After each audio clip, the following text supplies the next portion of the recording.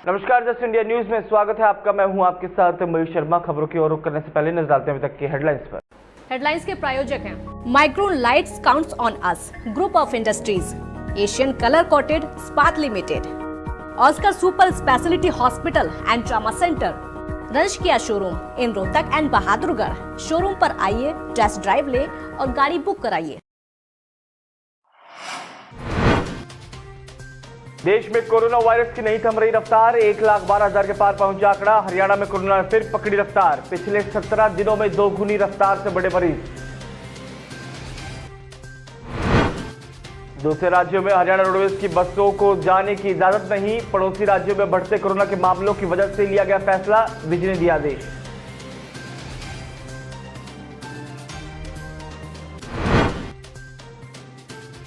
पूर्व बीजेपी विधायक परविंदर ढुल ने पीएम मोदी को लिखी चिट्ठी, किसानों को आर्थिक रूप से मदद करने की मांग की। कहा किसानों का किया जाए 50 लाख का कोरोना बीमा।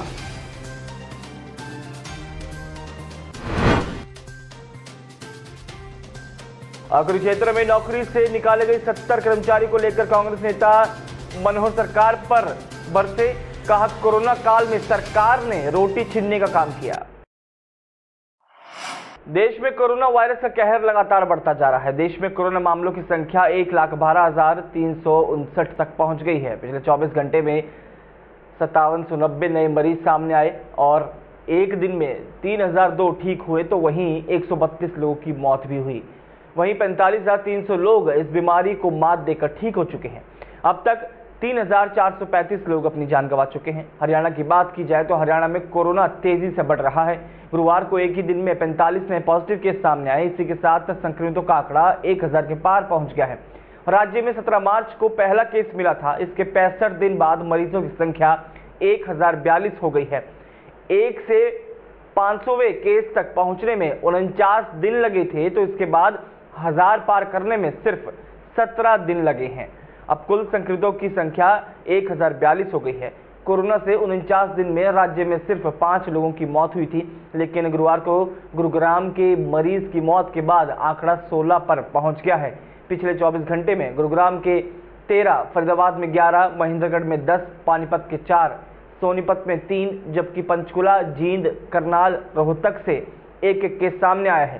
सोनीपत में मिले तीनों मरीज खानपुर मेडिकल कॉलेज की नर्स हैं और इससे 2 दिन पहले भी वहां 5 नर्स संक्रमित मिल चुकी हैं। हालांकि 33 लोग ठीक होकर घर लौट चुके हैं। इनमें सबसे ज्यादा 22 लोग झज्जर के हैं।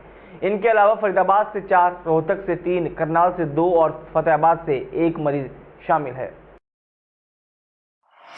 हरियाणा से दूसरे राज्यों में बसों को भेजने और दूसरे राज्यों से आने वाली बसों को हरियाणा में एंट्री के फैसले पर गृह और स्वास्थ्य मंत्री अनिल विज ने कहा है कि हरियाणा के साथ लगते प्रदेशों में कोरोना फैला हुआ है। ऐसे में अभी किसी भी दूसरे राज्य में बसों को जाने की इजाजत नहीं दी जाएगी और वहां से किसी बस की एंट्री नहीं होने दी जाएगी। अभी हम जो है इसका प्रोटोकॉल बनाना पड़ेगा कि दूसरे जो प्रदेशों में, हमारे आसपास जितने प्रदेश हैं वो सारे कोरोना से बुरी तरह से संक्रमित हैं।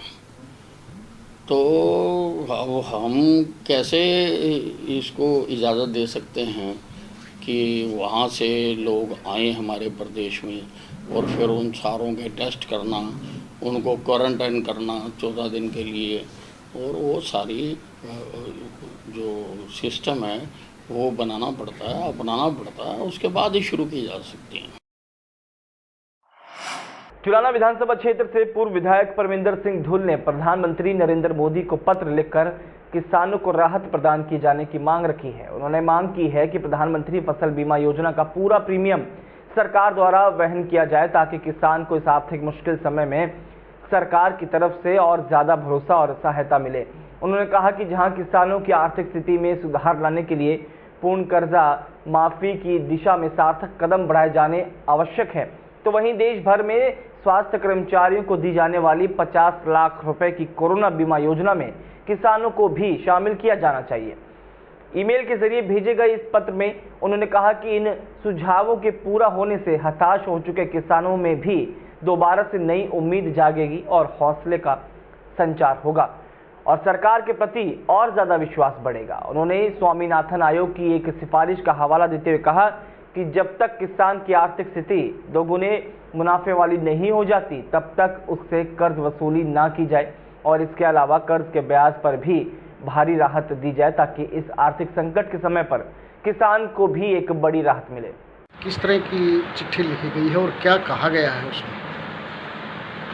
इस प्रकार आदरणीय प्रधानमंत्री जी इस महामारी के समय में देश का समूचे राजनीतिक दलों को साथ लेकर के, जनता के विश्वास को साथ लेकर के सार्थक लड़ाई लड़ रहे हैं और जिसके सार्थक परिणाम पूरा हिंदुस्तान देख भी रहा है, हरियाणा भी देख रहा है। पूर्व मंत्री और वरिष्ठ कांग्रेस नेता अशोक अरोड़ा ने कहा कि कुरुक्षेत्र विकास बोर्ड से निकाले गए आउटसोर्सिंग कर्मियों को गिरफ्तार करना निंदनीय काम है। एक तरफ तो कोरोना योद्धाओं के ऊपर फूल बरसाए जा रहे हैं तो वहीं दूसरी ओर सफाई कर्मियों को गिरफ्तार करवाया जा रहा है। ये सब बीजेपी सरकार की शय पर हो रहा है। अशोक अरोड़ा ने सरकार को आईना दिखाते हुए कहा कि वो अपनी करनी और कथनी में अंतर न आने दे। एक तरफ तो सरकार लॉकडाउन के समय में निजी संस्थानों को अपने कर्मियों को तनख्वाह देने की बात कर रही है तो दूसरी तरफ सरकार अपने ही कर्मचारियों की रोजी रोटी छीनने का काम कर रही है। अरोड़ा ने बताया कि वो पुलिस थाने में जाकर गिरफ्तार सफाई कर्मियों से मिलकर आए हैं और संकट की इस घड़ी में वो और पूरी कांग्रेस पार्टी सफाई कर्मचारियों के साथ है। अंदर कोरोना महामारी फैली हुई है और भारतवर्ष में भी कोरोना ने अपने पूरी तरह से पैर पसार लिए हैं। एक तरफ तो हम उन योद्धाओं को सम्मानित करते हैं जो अपनी जान जोखिम में डालकर इस कोरोना की लड़ाई लड़ रहे हैं एक सैनिक की तरह, और दूसरी तरफ उन सैनिकों में ही वो सफाई कर्मचारी जो कुरुक्षेत्र डेवलपमेंट बोर्ड पे पिछले कई सालों से कार्य कर रहे थे।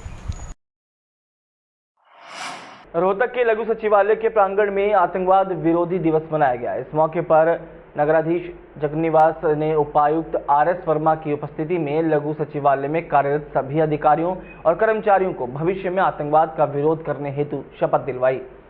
इस मौके पर विशेष तौर पर सामाजिक दूरी का ख्याल रखते हुए सभी अधिकारी कर्मचारियों ने एक निश्चित दूरी बताते हुए शपथ ग्रहण की। इस मौके पर उपायुक्त ने कहा कि प्रत्येक नागरिक का कर्तव्य है कि वो देश विरोधी ताकतों को ना पनपने दें ताकि हम भविष्य में अपने देश की सुरक्षा में अपना योगदान दे सकें। उन्होंने बताया कि राष्ट्र विरोधी ताकतों के विरुद्ध देशवासियों को जागरूक करने के लिए ये आतंकवाद विरोधी दिवस मनाया जाता है और इस पे शपथ दिलवाई जाती है। इंद्री में प्रशासन की रोक के बावजूद भी बिना गेट पास के अनाज मंडी में सरेआम आ रहा यूपी का गेहूं, जिससे कुछ आड़ती चांदी कूट रहे हैं। हालांकि सरकार की ओर से जारी आदेश में यूपी के किसान अपने गेहूं लेकर आ सकते हैं, लेकिन पहले किसान को ऑनलाइन रजिस्ट्रेशन कराना होगा।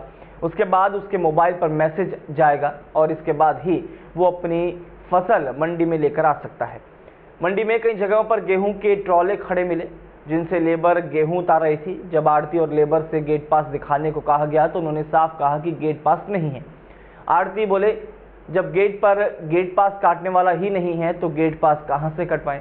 तो वहीं जब इस मामले में गेट पास कर्मी से बात की गई तो उसने साफ कहा कि मंडी में जिन ट्रॉलियों की एंट्री हुई है उनमें से एक ने भी गेट पास नहीं कटवाया है। कुछ समय बाद आड़ती आएंगे जो किसान का नाम बताकर गेट पास कटवा कर ले जाएंगे।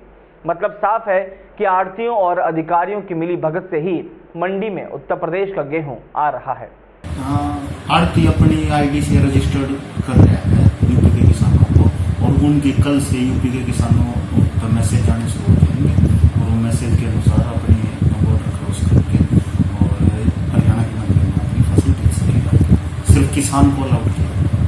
प्रोसीजर ऐसे ही शेड्यूलिंग होगी और उसके मैसेजिंग जाएंगे। रजिस्टर्ड किसान है जो आड़ती खुद कर सकता है और किसान भी अपना रजिस्ट्रेशन कर सकता है। अगर मैं इंद्री मंडी की बात करूं तो लगभग 350 किसानों का रजिस्ट्रेशन अभी तक हुआ है।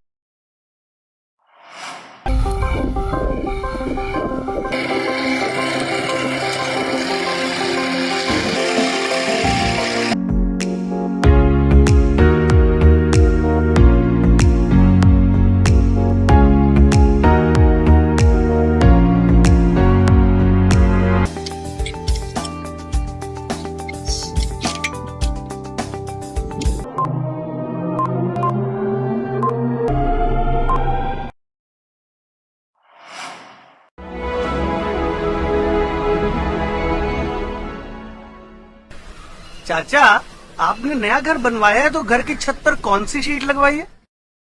बेटा, मैंने अपने घर की छत पर एशियन शीट लगवाई है, क्योंकि वो कभी न मिटने वाले ओरिजिनल निशान की चादरें हैं। साथ में ISI का चिन्ह, 5 साल की वारंटी के साथ साथ पैसों का सही मूल्य देने वाली वही इकलौती शीट्स है।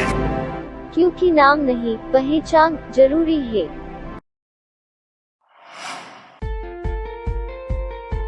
Be Fast Fit, India's fastest growing fitness chain, now at Rohtak D Park and biggest fitness club. Services like cardio, full strength and free weight stations, CrossFit, group classes, aerobics, yoga, Tabata training, high intensity training with professional trainers, steam bath and sauna bath. Be Fast Fit, be the best of yourself. Write to Addition Reserve.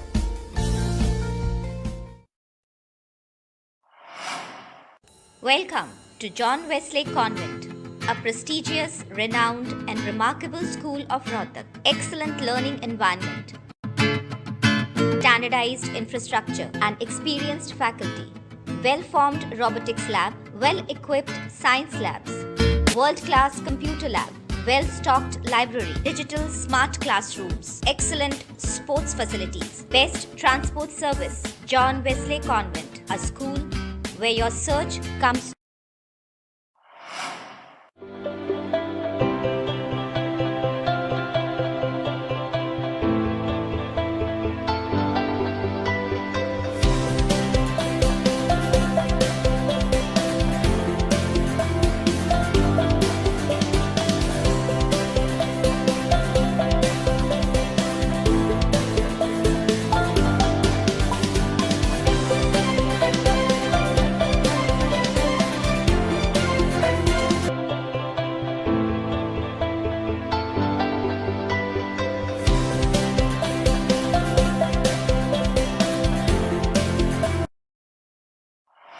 इस bulletin में फिलहाल इतना ही। दीजिए इजाजत, नमस्कार।